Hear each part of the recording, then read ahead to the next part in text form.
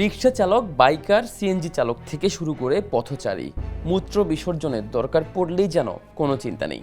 আশেপাশের এলাকা থেকে ছুটে এসে সংসদ প্রাঙ্গণে প্রকৃতির ডাকে সাড়া দিচ্ছেন সবাই। তবে কাজ সেরে আবার নিজেরাই নাকে হাত চেপে সংসদ ভবন প্রাঙ্গণ ত্যাগ করছেন। আর পথচারীদের অবস্থা তো আরও শোচনীয়। অবশ্য নিরুপায় হয়ে এমন একটি স্থাপনার সামনে এমন কাজ করছেন বলে জানান তারা। যদিও এখানে আসতে যে সময় ব্যয় করছেন তারা, তাতে যাওয়া যাবে পাশেই থাকা মসজিদ কিংবা তেলের পাম্পে। না, এটা তো অন্যায়। না, এটা যে সংসদ ভবনের এটা আপনি জানেন? হ্যাঁ, জানি।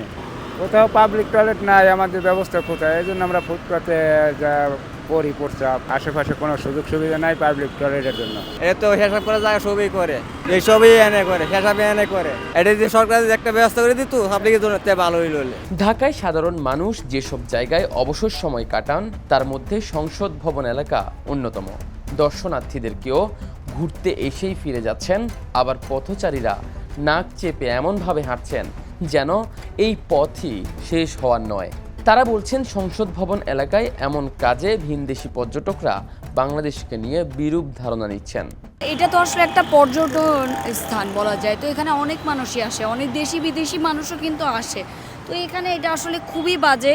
একে তো হচ্ছে যারা যাচ্ছে তাদের জন্য কষ্ট, এখানে প্রচুর পথচারী পারাপার হচ্ছে, প্রত্যেকের জন্য কষ্ট। আমি খুবই খারাপভাবে দেখছি এবং আমি আসলে কর্তৃপক্ষের দৃষ্টি আকর্ষণ করছি। আমার নিজেরই খারাপ লাগছে আসলে এখান থেকে পাশ দিয়ে যেতে, এত বাজে স্মেল এবং মানুষ এভাবে করে যাচ্ছে। তো খুবই বিশ্রী, এটা খুবই বিশ্রী। এখানে একটা পাবলিক টয়লেট থাকা উচিত। এটা তো অবশ্যই কাম্য না, কারণ এরকম একটা রেস্ট্রিক্টেড এরিয়াতে প্রস্রাব করা, আমার তো মূল কাজ হচ্ছে সবাই যেখানে হাঁটা চলা করে, এটা বন্ধ করতে হবে, একটা ব্যবস্থা গ্রহণ করা উচিত। প্লাস হচ্ছে আপনার যদি টয়লেটের ব্যবস্থা করা যায় কোনোখানে, যে অবশ্যই নিজের তো সচেতন হতে হবে, আমি সচেতন না হলে তো এটা পরিবর্তন হবে না। মানুষের খুব গন্ধ যায়, খুব খারাপ লাগে, যে একটা টয়লেট হলে খুব ভালো হবে।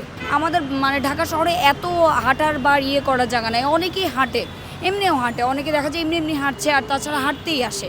তো এই জিনিসটা খুবই বাজে। এদিকে প্রচুর গন্ধ, তো এটা হচ্ছে একটা ভালো একটা এরিয়া, কিন্তু এই এরিয়াতে এত গন্ধ সহ্য করতে হয়, এই জিনিসটা খুব খারাপ। অবশ্য এর জন্য পর্যাপ্ত পাবলিক টয়লেট না থাকাকে দায়ী করছেন জনসাধারণরা। তারা বলছেন নিজেদের মধ্যে জনসচেতনতার অভাবও এর জন্য দায়ী। আফতাব শুভ, দ্য নিউজ।